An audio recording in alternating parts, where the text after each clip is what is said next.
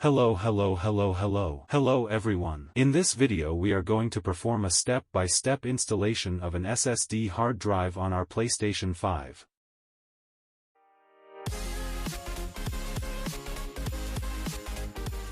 Before we start with the process, let's quickly review what are the requirements that the SSD hard drive has to work properly in our PlayStation 5. On the same PlayStation website you have available this table in which you can see all the requirements in full. In general terms, the first thing we have is that the hard drive must be an internal SSD with a PCI Express Gen 4x4 M2 NVMe interface. On the other hand, it must also have a capacity of between 250 GB and 8 TB, and it is recommended that the reading speed of the disk is greater than a speed of more than 5,500 MB per second. In addition to all this, it is very important that the disk has its own heat dissipation system. There are SSD disks in which the dissipation system is already integrated in the disk itself, and other cases in which the dissipation system is separate and you will have to mount it before putting it in the console. That already, according to the disk that you buy or you have to look at you. But without heatsink, do not put it. In this case, as you can see, I'm going to use this SSD hard drive of the Western Digital brand, the WD Black SN850P model, which also has the official PlayStation license. This model has a capacity of 1 TB and achieves a speed of up to 7,300 MB per second, both reading and writing. So we meet the requirements without any problem. In addition, this hard disk is much more comfortable because it already has the dissipation system integrated, so we don't have to do anything else. Just put it in. In particular, this model, the 1 TB, has a price of about €100, but there are also versions of 2 and 4 TB, so below in the description I will leave a link to the product if you want to get one. And now, having seen all this, let's go. Before starting with the installation, it is essential that you get a small Phillips screwdriver. Also, I recommend that you either do it during the day or in a well-lit room. Once you have everything ready, the first thing we are going to do is remove the outer casing of the PlayStation. In this case, you will recognize it easily because the one that needs to be removed is the one without the PlayStation logo. To remove the case, I think this is the most comfortable position. Simply put the console horizontally, you leave it facing forward, that is, I have for example the model with reader, so the reader facing forward and you stay looking at the back of the console and you leave the connections on the left side.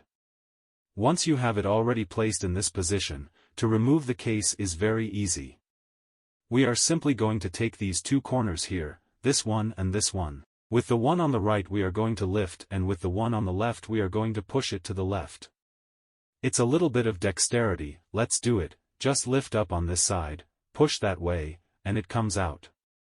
You just have to do a little bit of force, but nothing. With a little bit of skill and dexterity it comes out right away. Once we have already removed the housing, we are going to turn it over and place the console well because we are going to work in this area. Now already, once you have located the expansion slot, which as I said is this one here, we will proceed to remove the first screw to remove the cover. We take our Phillips screwdriver and unscrew this first screw. They are going to be a little hard the first time you remove them, it is normal, but they unscrew without problem. Be careful especially when you remove this screw that you do not fall by the fan of the console, that we have it very close. We are going to leave it here and with the help of the screwdriver we raise a little bit the metallic cover and we remove it. Now, as you can see, we already have completely free the area where we are going to introduce our SSD, and as you can see we have different holes with different numbers.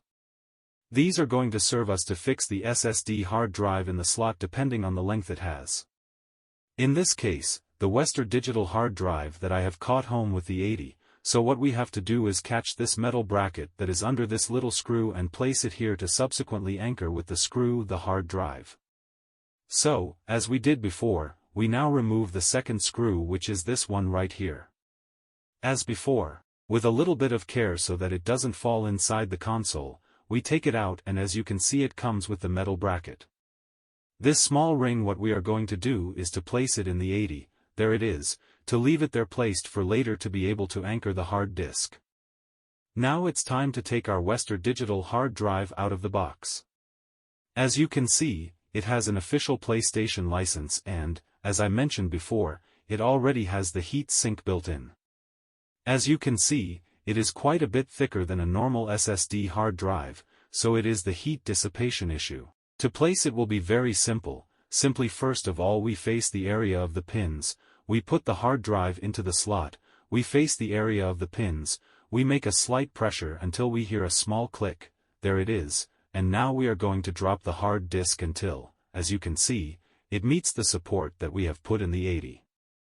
Once we have it there, we return to place the small screw, the one that we have removed before, to reposition the support, we put it again, and this way the hard disk, once we have it already screwed of the everything, we go for there. It is going to be fixed to us completely.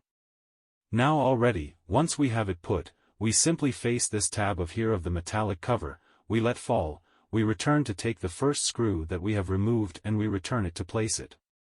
Again, be careful in the manipulation of the screws, do not drop them in any area.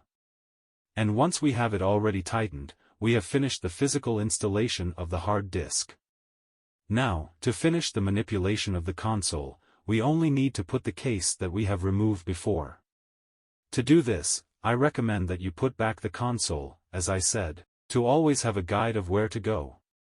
Simply what we have to do is just drop what the casing is. If you do a little bit of play, it just goes right into place.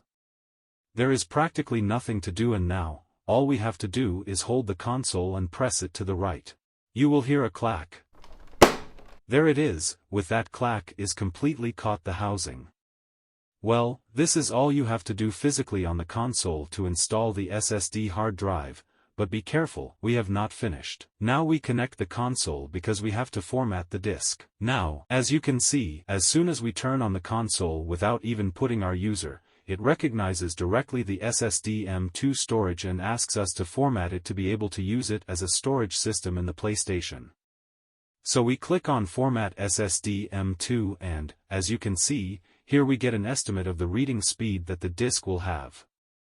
In this case, as we said earlier, the Western Digital reaches up to 7,300 megabytes per second. In this case, the PlayStation 5 has determined that it's approximately going to go to about 6,171 megabytes per second. So once we see this, we hit accept, and the next thing it tells us is that the drive has been formatted and that if we want to change the location where the games are installed, we can do it from settings. Now, to finish and check that everything has been installed correctly, once we are in the main menu of the PlayStation 5, we go to the settings, we go down to the storage section and, as you can see, we have added another tab. First of all, we have the console storage, which is this one that we have here, the one that I've always been using to save the games, or the media gallery. And then separately, we've had this section added here, which, as you're seeing, indicates the model of the SSD, it recognizes it, Western Digital Black SN850P for PlayStation 5 and 1 TB in size. So now we have the console available, both the original storage and the extra SSD terabytes. If by any of those we want to change the installation location of the games and that, instead of being installed directly on the Play storage, they are installed directly on the SSD storage that we just installed, we go to this installation location and, as you can see, we can select both from PS4 and PS5 where we want to install each game. In this case, I install the PS4 directly on the external 2 TB hard drive that I have connected to the console so that it does not take up space on the SSD. In PS5 games I had them on the console storage, but if we click it will give us the option to change it to the new SSD. Well guys, so much for the video. As always, if it has been useful, do not forget to leave me a good like, which is super important, as well as subscribe to the channel and hit the little bell to not miss anything. I for my part, nothing more, as always, a pleasure, and until the next video.